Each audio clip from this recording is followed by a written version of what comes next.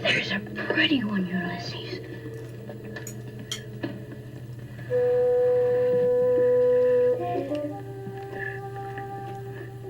There it is. Hello, BookTube. I'm Sean the Book Maniac. Welcome back to my channel. Here I am with another In Other Words, 6 pieces of vocabulary found in recent reading. I have recently finished Kate Atkinson's masterful novel, A God in Ruins, and so the first 4 today are the last 4 I will be sharing from this book. And the first one is Coconut Shy. 2 of the main characters go to an agricultural fair around the World War II era, and there is a coconut shy. And I go, what the heck is that? Well, it's one of those silly fair games where the men usually would throw rocks or stones or something at a coconut on a post and try to knock it off. A coconut shy. But why shy, you ask? Well, that's a very good question. Shy as a verb has 3 main meanings. The first 2 are relatively similar. The first one is to avoid something due to timidness or caution, to shy away from something. It's usually used as a phrasal verb, shy away. The other one is to jump back in fear. The horse shied away from the rider. So those 2, I think, are almost always used in conjunction with the particle away. But then the third one, which is transitive, which means it always takes an object, is to throw sideways with a jerk or to fling. To shy a stone, to shy a slipper, and that was completely unknown to me. So that's why coconut shy. You fling the rock or the ball at the coconut on the post. Why does it mean that? Well, they think it actually goes back to the idea of the precursor to the coconut shy, which used to be a cockshy. Now, this is sounding like it's going into territory rife with dangerous puns, but I shall refrain, people. I shall refrain. A cock was a rooster, or a cock is a rooster. Oh, God. Keep going, Sean. Keep going. You'll get through it. And in the olden days, Shrovetide in the UK and Britain, they didn't try to knock coconuts off the post. They tried to knock cocks off the post with the rocks, and really the idea was to kill them. So it wasn't a very nice game, people.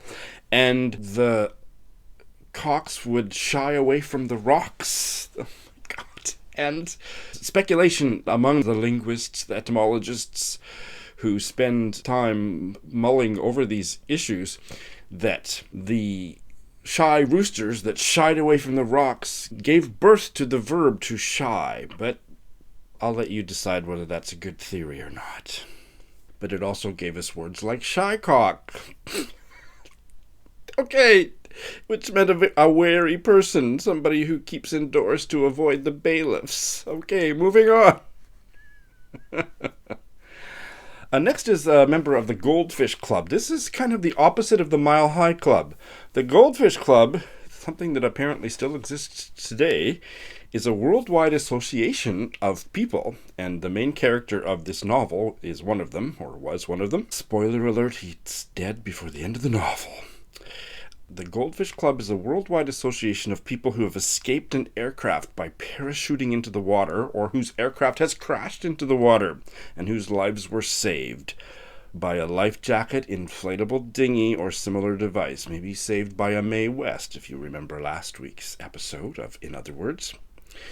So that's really cool. I would never want to be a member of this club, but neither would I want to be somebody who tried to join and drowned, but started in 1942. Here's the badge you get to wear. So the name Goldfish Club comes gold for the value of life and fish for the water. Goldfish. Next we have widdershins, and what was the context for that? The sentence, and this is about another member of the Air Force, Keith. If I remember correctly, he is Australian, and the sentence is, Keith did not have a mascot, claiming that his whole family was widdershins. Their luck back to front, and he could probably have walked under a ladder with a dozen black cats crossing in front of him, and he would be just fine. So I didn't know widdershins. It's originally Scottish. It's a adverb, meaning in a direction contrary to the sun's course, considered as unlucky, anti-clockwise. She danced widdershins around him. So she danced anti-clockwise. It comes from the early 16th century into Scots English from Middle Low German widdershins, from Middle High German widdershins, and wider meaning against, and sin meaning direction. So this is very interesting. Anti-clockwise, I just read to you, but really what I would always say is counterclockwise. Left-hand-wise is another way to say it, meaning to walk around an object by always keeping it on the left. Literally, it means to take a course against the apparent course of the sun viewed from the northern hemisphere. So the unlucky part, in Britain, it was considered unlucky to travel around a church in a counterclockwise motion against the sun. And there's a number of folk myths that make reference to this superstition. And that shows up in a variety of 20th century fiction, Dorothy Sayers novels, Robertson Louis Stevenson tales. That superstition, or the reverse of that superstition, is found in many different cultures other than the UK. So it's very interesting to go back to Keith. Keith says his whole family was widdershin, their luck back to front. So the mascots that he's talking about were each of the pilots had some weird or superstitious thing that they would bring or do or say before they got onto the bomber for each mission. And he didn't have one because he said, my family is widdershins. We do everything backwards, the other direction. I can walk under a ladder and it'll be good luck for me. So that's why he didn't have a good luck charm, because a good luck charm would probably bring him bad luck. Interesting. Widdershins. I found another interesting noun, a knees up. Knees up, you can visualize someone with their knees up. But a knees up in informal British slang, I don't know about now, but certainly during World War II, meant a lively party or gathering. We had a bit of a knees up last night. It comes from a 1938 song, Knees Up Mother Brown. Here is an excerpt from the song. I've just been to a ding-dong down dear old Brixton way. Oh, Mother Brown, the pearly queen's 100 years today. Oh, what a celebration, was proper la-di-da, until they rolled the carpet up and shouted, come on, Ma. Oh, knees up, Mother Brown, well, knees up, Mother Brown. Come along, dearie, let it go, E-I-E-I-E-I-O. It's your bloomin' birthday, let's wake up all the town. So knees up, don't get the breeze up, knees up, Mother Brown. The song was published in 1938, but it had been in existence for years, if not decades, before. So as you can see, or if you were paying attention to the lyrics, it has a dirty meaning, and knees up you can imagine as some kind of a sexual position, perhaps. Tuck your knees behind your ears and... What's the matter, Sophie? Ain't you got a vase? Petula Clark has sung the song. Everybody has. Dolly Parton, you name it. But originally it meant to the position of the woman. That's a very heterosexist description, I must say. The position of the receptive partner during sex, knees up. It came to mean, in a lot softer way, to a lively party. I love a good knees up, don't you?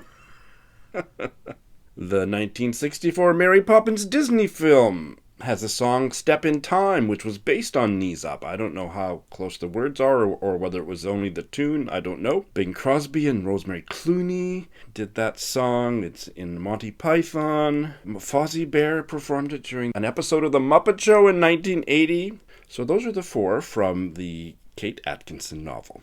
So the last two for today are superstitions, or folklore type of things from Thomas Hardy's Far From the Madding Crowd, which I'm well into and very much enjoying. Reference is made to a conversation between Bathsheba and maybe one of her maids, I think, about the Bible and key fortune-telling method. It's another version of picking the petals off a flower. He loves me not, basically. But this method was actually used, apparently. I don't know, I gotta double check that. Is that right? Yeah, apparently. Well, this was used as a method of deciding whether a thief was guilty or innocent in North America. Oh my god, and there's actually an occult word for this. Cliedomancy. I'll put it up here. Cliedomancy. Using a key to predict the future. It originated in Europe, and it was practiced in early New England. The Reverend Increase Mather railed against it as a evil to be eradicated from New England society.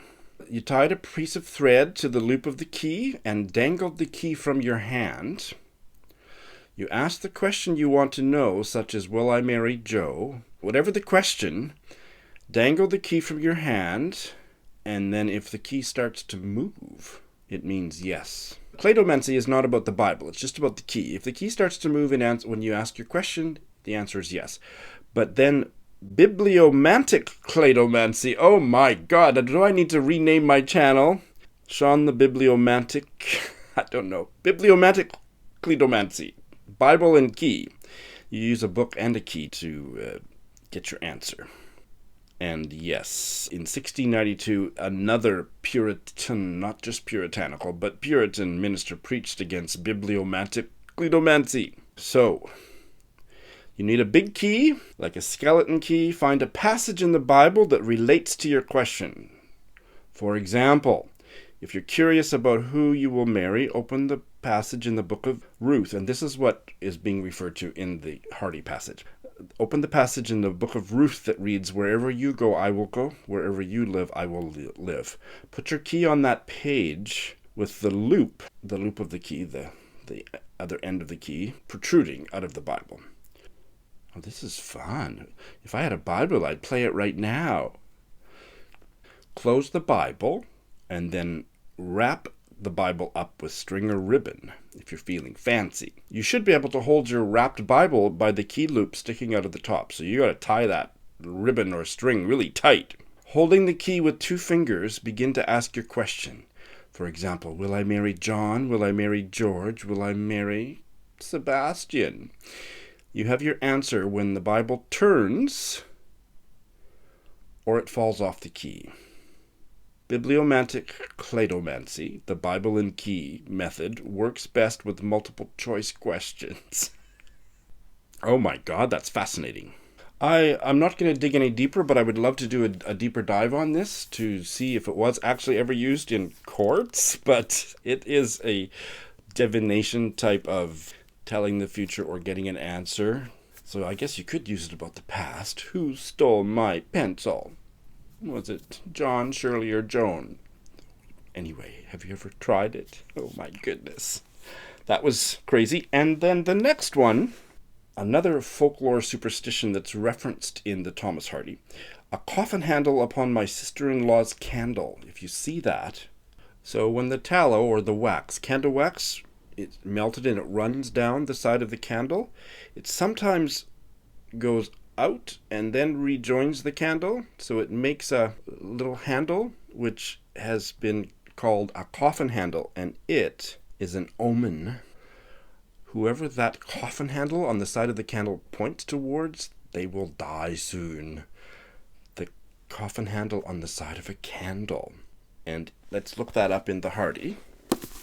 There's some funny, because these guys are just local yokels in the neighborhood bar, and they're all talking about bad luck coming to their community, and one of the guys says, a sure sign that something wrong is coming. I had a white cat come into me yesterday breakfast time, and there was a coffin handle upon my sister-in-law's candle last night. So, a sign of bad luck, and if you take it right to the nth degree, whoever that coffin handle on the side of the candle points towards is not long for this world.